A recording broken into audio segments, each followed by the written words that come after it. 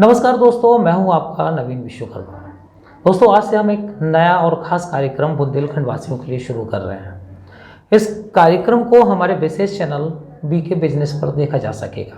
फिलहाल इस कार्यक्रम की शुरुआत करेंगे और सबसे पहले दोस्तों आपको एक बात बता दें कि आज पूरा विश्व अर्थव्यवस्था पर चल रहा है और अर्थव्यवस्था सिर्फ देश की नहीं होती, हर एक व्यक्ति के पास होती है। यानी कि अर्थव्यवस्था का अर्थ होता है कि आप की सबसे बड़ी ज़रूरत होती है पैसा। पैसा आपके पास कहाँ से आता है, कितना जाता है। कभी आप बच्चों की पढ़ाई के लिए परेशान होते हैं, तो कभी घर बनाने के लिए, कभी आपको वाहन खरीदना है। और ऐसे में हम देखते हैं कि हमारी कमाई क्या है। मान लिया कि अगर आप नौकरी करते हैं या आप किसान हैं, आपके पास एक सीमित आय होती है कि एक माह में या एक वर्ष में हम इतना कमाते हैं। और जब हम समय के साथ आगे बढ़ते हैं तो हमारी बहुत ज़रूरतें बढ़ जाती है। जैसे कि उदाहरण के लिए, जब हमारे बच्चे होते हैं, परिवार बड़ा होता है, तो हमें बड़ा घर चाहिए होता है। बच्चा पढ़ जाता है, उसे जॉब के लिए दूर जाना पड़ता है, तो उसके लिए व्हीकल चाहिए होती है, मोटरसाइकिल चाहिए होती है, कार चाहिए होती है। इस तरह की सारी सुविधाओं के लिए हम एक मुश्त पैसा खर्च नहीं कर सकते। तो इस अर्थव्यवस्था को मैनेज करने के लिए सबसे ज़रूरी चीज़ होती है फाइनेंस, यानी कि लोन कैसे मिलता है, ये आज हमारे इस कार्यक्रम का मुख्य विषय है। और इस विषय पर बात करने के लिए हमारे साथ एक्सपर्ट नीरज शर्मा जी हमारे साथ मौजूद हैं। इनके बारे में मैं आपको बता दूं कि लगभग 15 वर्षों से देश की राजधानी में काम करते रहे हैं और अब हमारे बुंदेलखंड में हैं। लोगों को आसानी से लोन उपलब्ध कराते हैं। जो इस क्षेत्र से जुड़ी कई विशेष बातों को भी जानते हैं, उस पर इनकी नज़र रहती है कि बैंकिंग से जुड़े हर समस्याओं का सलूशन इनके पास रहता है। तो नीरज जी, बहुत बहुत स्वागत है आपका हमारे इस खास कार्यक्रम में। तो सबसे पहले नीरज जी, हम जानना चाहेंगे आपसे कि लोन कितने प्रकार के होते हैं। बहुत बहुत शुक्रिया नवीन जी। दर्शकों को जानकारी देना चाहूँगा कि वैसे तो लोन बहुत प्रकार के होते हैं, कई प्रकार के होते हैं, लेकिन अगर इनको साधारण भाषा में हम कैटेगराइज करें तो लोन केवल 2 तरीके के होते हैं। पहला सिक्योर्ड लोन, दूसरा अनसिक्योर्ड लोन जी। सो इन्हीं दोनों में जो सबसे बड़ा डिफरेंस है सिक्योर्ड लोन का मतलब ये हो गया, जब भी हम किसी बैंक से या फाइनेंशियल इंस्टीट्यूट से किसी तरीके का लोन लेते हैं जिसके बदले में हम कोई ना कोई चीज़ मॉर्गेज करते हैं। जैसे कि हाउस लोन जब हम लेते हैं तो हाउस लोन में हम अपने घर को गिरवी रखते हैं। दूसरा, अगर हमने सपोज कीजिए 4 व्हीलर या फिर 2 व्हीलर किसी भी तरीके का कोई व्हीकल लिया, तो व्हीकल की आरसी जो होती है ओरिजिनल वहाँ जमा होती है, यानी कि वो हम मॉर्गेज करते हैं। इसी तरीके से गोल्ड लोन हो गया, इसी तरीके से, यानी कि बैंक के पास गारंटी है कि अगर आप लोन जमा नहीं कर पाते हैं तो उस चीज़ को बैंक जब्त कर लेते हैं, बिल्कुल, उससे वो अपना पैसा वसूल सकते हैं। बिल्कुल सही। तो इसी प्रकार के लोन को जो है हम सिक्योर्ड लोन कहते हैं। ये भी इन कुछ तरीके से मैंने आपको बताया ये लोन होते हैं। ऐसे ही अगर हम बात करें अनसिक्योर्ड लोन की, अनसिक्योर्ड लोन का मतलब क्या हो गया? ऐसा लोन जिसमें हम या कोई भी व्यक्ति लोन लेता है तो किसी तरीके का कोई भी अपनी संपत्ति को बैंक को गिरवी नहीं रखता है, यानी कि मॉर्गेज नहीं करता है। तो इस लोन को अनसिक्योर्ड लोन कहते हैं। अनसिक्योर्ड लोन में कई तरीके के लोन आ जाते हैं, लेकिन मेन जो लोन है वो है पर्सनल लोन। दूसरा लोन है business loan. So personal loan हो गया ऐसे व्यक्ति जो किसी कंपनी या फिर गवर्नमेंट ऑर्गेनाइजेशन में जॉब कर रहे हैं, उनको हर महीने एक सैलरी मिलती है। ऐसे व्यक्ति पर्सनल लोन ले सकते हैं। और ऐसे व्यक्ति जो अपना बिजनेस करते हैं, स्वयं का बिजनेस कर रहे हैं, चाहे वो छोटे स्तर का हो चाहे बड़े स्तर का हो, ऐसे व्यक्ति जो लोन लेते हैं उसको बिजनेस लोन बोलते हैं। अच्छा, तो ये लोन लोगों को मिलते कैसे हैं, क्या ज़रूरी होता है? जैसे कि मैं जॉब कर रहा हूँ, मैं कहीं जॉब कर रहा हूँ, मुझे सैलरी मिल रही है, लेकिन बैंक क्या सिर्फ सैलरी देखने के बाद लोन दे देती है? बहुत अच्छा सवाल है नवीन जी। ये जो आपने सवाल किया कि किस किस को लोन मिल सकता है, तो सबसे पहली बात तो ये है कि अगर आप किसी अच्छी कंपनी में या फिर किसी भी कंपनी में जॉब कर रहे हैं और आपको एक पर्टिकुलर सैलरी मिल रही है, जो कि बैंक की नज़र में अगर देखा जाए तो 20,000 से ऊपर आपकी सैलरी होनी चाहिए। सो मान लिया कि 20,000 रुपये से ऊपर की आपकी सैलरी तो है, लेकिन आपका सिविल स्कोर कम है, जो कि बैंक के क्राइटेरिया में नहीं आता। सो सिविल स्कोर की चूंकि बात कर ही ली है तो थोड़ी सी जानकारी मैं दे देता हूँ। सिविल एक ऐसी ऑर्गेनाइजेशन है जो लोन लेने वाले और लोन देने वाले के बीच में एक माध्यम है, ये बताने के लिए कि आपने लोन जो है समय पर उसकी किस्त भरी है या नहीं भरी है। इसकी ज़्यादा जानकारी देने के लिए हमारा जो नेक्स्ट प्रोग्राम होगा उसमें मैं पूरी डिटेल में सिविल के बारे में ज़रूर बताऊंगा लोगों को, ताकि वो जागरूक हो सकें। बट ऐसा नहीं है कि केवल और केवल आपकी सैलरी आ रही है और आपको लोन मिल जाएगा। इसमें सबसे बड़ी चीज़ क्या है कि आपकी जो सैलरी है वो आपके बैंक अकाउंट में आना ज़रूरी है। ऐसा नहीं है कि कोई व्यक्ति है और वो बोलता है कि मुझे पर्सनल लोन चाहिए, मेरी 20,000 रुपये सैलरी है, मेरी 25,000 रुपये सैलरी है, तो उस केस में बैंक वेरीफाई कैसे करेगा कि 20,000 या 25,000 रुपये आपकी सैलरी है। तो इसमें सबसे मेन जो पॉइंट है कि आपकी सैलरी 25,000 ज़रूर है, लेकिन वो आपके बैंक अकाउंट में आती हो और उसकी एक सैलरी स्लिप या पे स्लिप आपकी कंपनी, आपकी ऑर्गेनाइजेशन आपको देती हो। ये मुख्य मुद्दे हैं। कई तरह के आपने लोन बताए कि जैसे लोन का जैसे कि सिक्योर लोन आपने बताया कि आप किसी वाहन के लिए, यानी कि आप 4 व्हीलर ले रहे हैं, 2 व्हीलर ले रहे हैं जी, और घर बनवाना चाहते हैं, या आपके पास कुछ इस तरह का आप मॉर्गेज करने के बाद आप लोन ले सकते हैं सिक्योर लोन के। जी, आपने बताया कि अनसिक्योर लोन है। इसमें व्यक्तिगत लोन की हम बात करते हैं कि व्यक्तिगत, क्योंकि बहुत सारे काम ऐसे होते हैं कि अब हमें अपने बच्चे को पढ़ाना है जी, या विदेश भेजना है किसी जानकारी लेने के लिए, अब मेरे पास मैं नहीं शो करना चाहता कि मैं किस लिए लोन ले रहा हूँ, तो ये व्यक्तिगत लोन हो जाता है। बिल्कुल सही। तो विस्तार से थोड़ा सा आज इस पहले एपिसोड में आप हमें पर्सनल लोन के बारे में बताइए। बिल्कुल। नवीन जी, हम बात करते हैं जैसा आपने कहा व्यक्तिगत लोन यानी पर्सनल लोन के बारे में। पर्सनल लोन वैसे तो लगभग सभी बैंक और एनबीएफसीज प्रोवाइड करती हैं। यहाँ पे एक डिफरेंस मैं ज़रूर बता दूं, बैंक और एनबीएफसी। हम लोगों ने बैंक, जितने भी बैंक हैं उनके बारे में तो लगभग हमें पता ही रहता है, जैसे HDFC bank, ICICI bank, IDBI bank, SBI bank. इसके अलावा कई ऐसी कंपनीज होती हैं जिनको ऑथराइजेशन मिला होता है, उनको एनबीएफसी बोलते हैं। जैसे कि आपने नाम सुना होगा बजाज फाइनेंस का। जी, आप कभी भी मोबाइल अगर लेने जाते हैं और उसको फाइनेंस कराते हैं तो बजाज एक बेहतरीन ऑप्शन है, उससे आप फाइनेंस कराते हैं, अपने घर का कोई भी सामान आप फाइनेंस कराते हैं। इसी तरीके से फुलटोन भी है। ऐसी बहुत सारी कंपनीज हैं जो कि मार्केट में काम कर रही हैं। दो ऑर्गेनाइजेशन हैं जो लोन देती हैं। पहला तो बैंक है जो कि जिसके बारे में हमें सबको पता है, और दूसरा है बहुत सारी ऐसी एनबीएफसीज मार्केट में अभी आ गई हैं जिनके बारे में हो सकता है आपने, और कई ऐसी हैं शायद हो सकता है मैंने भी एक दो का नाम ना सुना हो। तो वो सारे पर्सनल लोन प्रोवाइड करते हैं। अब पर्सनल लोन की स्टेप बाय स्टेप हम बात करें, ये पर्सनल लोन उसी तरीके से हो गया जैसे सपोज करिए कि आप मेरे पास आए, मैं आपको जानता हूँ और मैंने आपको लोन दिया। उसको लोन ना कहकर मैं बोलूँगा कि नवीन जी नीरज को जानते हैं पर्सनली और सपोज 10,000 रुपये लेने आए, तो नीरज सबसे पहले क्या देखेगा? नीरज आपको 10,000 रुपये देने से पहले ये देखेगा कि यार क्या नवीन 10,000 रुपये जो मुझसे मांग रहा है, क्या ये मुझे कभी वापस दे पाएगा? जी, ठीक है। अच्छा, उसके लिए मेरे को ये पता होना चाहिए नवीन की सोर्स ऑफ अर्निंग कुछ है या नहीं है। इसी तरीके से बैंक भी देखती है कि भाई बैंक में अगर कोई व्यक्ति पर्सनल लोन अप्लाई कर रहा है तो उसकी सोर्स ऑफ अर्निंग है या नहीं है, उसको वेरीफाई कैसे कर सकते हैं। तो उसके लिए बैंक कहती है कि मुझे जो ज़रूरी दस्तावेज या डॉक्यूमेंट जो है वो चाहिए, उसमें सबसे मेन होता है लगभग 3 महीने की बैंक स्टेटमेंट। उस 3 महीने की बैंक स्टेटमेंट में वो ये देखते हैं कि हर 1 तारीख को या 10 तारीख को या 15 तारीख को इस व्यक्ति की सैलरी इसके अकाउंट में क्रेडिट हो रही है या नहीं हो रही है। जी, ये पहला इंपॉर्टेंट दस्तावेज हो गया या डॉक्यूमेंट हो गया जो बैंक को चाहिए होता है। अच्छा, दूसरा ये ज़रूर चेक करते हैं बैंक वाले या एनबीएफसी के आपको जो सैलरी मिल रही है उसका जो ब्रेकअप है वो क्या है, बेसिक सैलरी कितनी है, डीए कितना है, उसमें इंसेंटिव कितना है, क्योंकि आपको पता होगा कि इंसेंटिव एक ऐसी चीज़ है जो कि हमेशा चेंज होती रहती है। अगर किसी बैंक को पर्सनल लोन देने के लिए 25,000 रुपये का क्राइटेरिया है तो उस 25,000 में से अगर 10,000 रुपये इंसेंटिव है तो वो काउंट नहीं करते हैं। 15,000 ही काउंट किया जाता है। तो जो अगर हम बात करें तो ये जो 25,000 या 20,000 जो भी सैलरी बैंक को या एनबीएफसी को चाहिए, उसमें फिक्स सैलरी काउंट की जाती है। जो भी वेरिएबल पार्ट है वो नहीं काउंट किए जाते हैं। इसी को चेक करने के लिए बैंक स्टेटमेंट के साथ साथ बैंक को चाहिए होता है पे स्लिप, सैलरी स्लिप, जिसमें मेंशन रहता है कि आपकी बेसिक सैलरी इतनी है जो कि हमेशा सेम रहनी है, एचआरए इतना है, या फिर जो भी मैनेजमेंट अलाउंस जो है वो इतना है, वो पूरा डिटेल जो है उसमें पे स्लिप में रहता है। तो 3 महीने की लेटेस्ट बैंक स्टेटमेंट, 3 महीने की लेटेस्ट सैलरी स्लिप और केवाईसी के रूप में पैन कार्ड, आधार कार्ड और फोटो, ये डॉक्यूमेंट जो है बेसिकली चाहिए होते हैं अगर आप किसी भी बैंक या एनबीएफसी में पर्सनल लोन अप्लाई करना चाहें।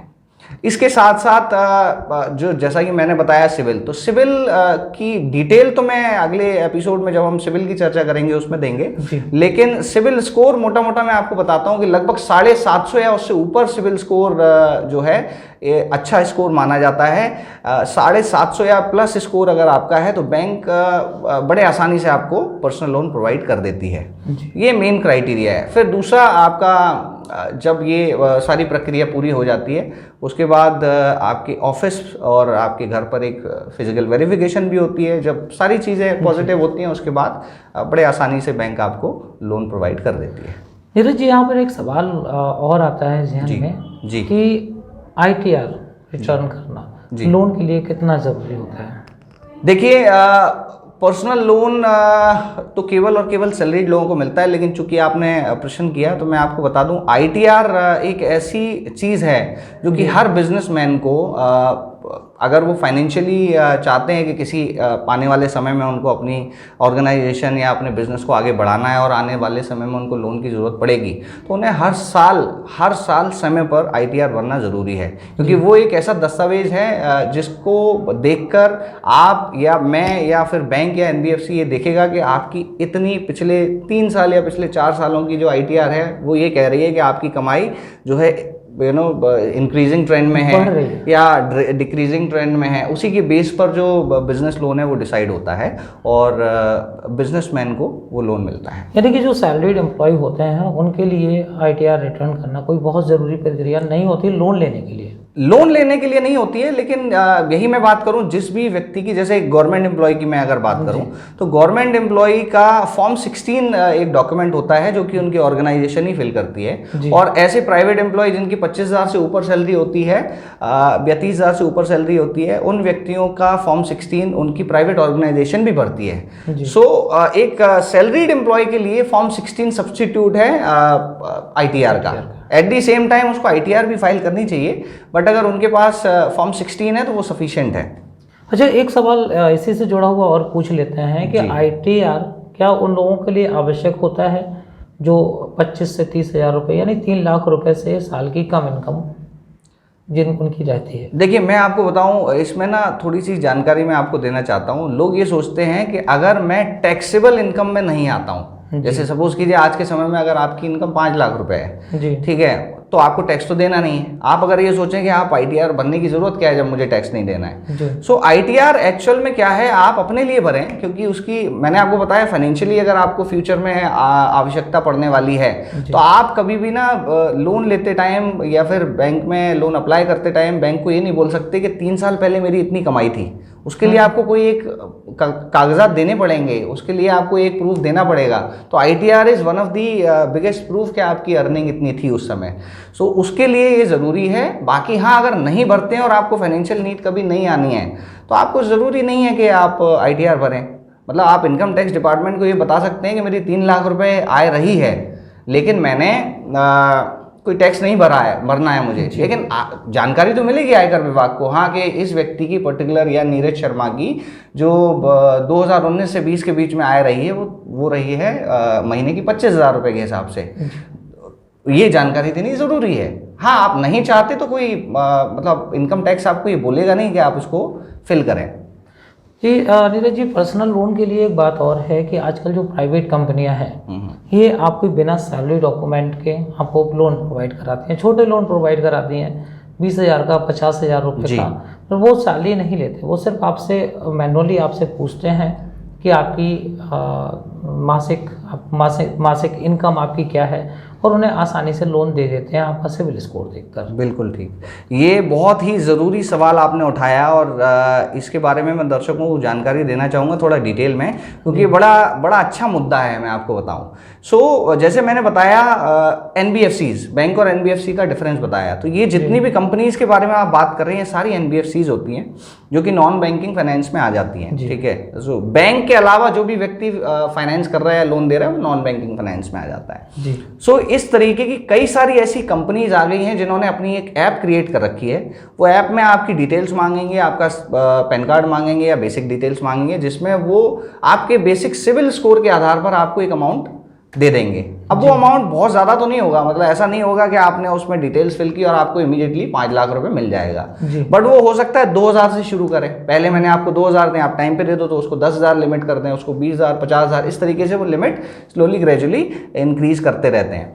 बट मैं आपको एक जानकारी दूं आपको और मेरे दर्शकों को भी बता दूं जी कि ये जो ऐप होती हैं, जितने भी छोटे लोन से शुरुआत आप करेंगे, इनमें ज़्यादातर आप देखेंगे कि इनका रेट ऑफ इंटरेस्ट जो है वो अप्रॉक्सीमेटली 2% पर मंथ के हिसाब से मिनिमम रहता है। मतलब 25% से लेके 40-45% तक रेट ऑफ इंटरेस्ट ये आपसे चार्ज करेंगे और आपकी मजबूरी का फ़ायदा उठाएंगे। क्योंकि आप समझिए, जिस जगह में पर्सनल लोन, चूंकि मेरा पर्सनल लोन की डिटेल में मैं आपको जब आगे बढ़ता तो आपको बताता ही, लेकिन चूंकि हम डिस्कशन कर रहे हैं तो मैं बता दूं, पर्सनल लोन का जो रेट ऑफ इंटरेस्ट रहता है वो रहता है अप्रॉक्सीमेटली 10.5% से लेकर 17, 18, 19, 20% तक जाता है जी।